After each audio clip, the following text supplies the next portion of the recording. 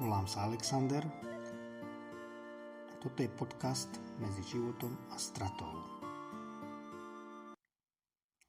Ahoj sused, ahoj suseda. Automaticky som sa obzrel. Dnes bola iná. Jej úsmev sa snažil zakryť vnútorný boj, nepokoj a slzy duše. Pozastavil som sa nad tým, pošiel som dnu k sebe. Niečo som robil, ale nevedel som sa sústrediť. Nutkanie ma donútilo vstať a zaklopať susede.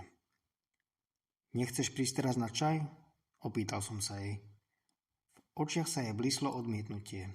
Pery však povedali: OK, teraz môžem. Posadili sme sa oproti seba.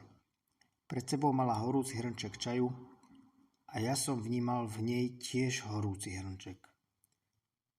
Plný bolesti, strachu, žiaľu a kriku, ktorý nikdy nevidel denné svetlo.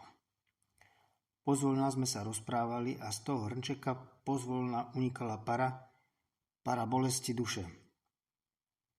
Tá pri strete s čerstvým vzduchom strácala svoju moc nad jej dušou. Slová plynuli pomaly, počúvanie preciťovalo každú jednu slabiku. Opatrne a krehko som sa jej spýtal, aby jej para neublížila. Rozhovor navždy ovplyvnil naše životy a vnímanie sveta. A všetky tie ďalšie, ktoré boli a budú. Oni budú, lebo uzdravujú oboch, tak ako slzy na jej tvári.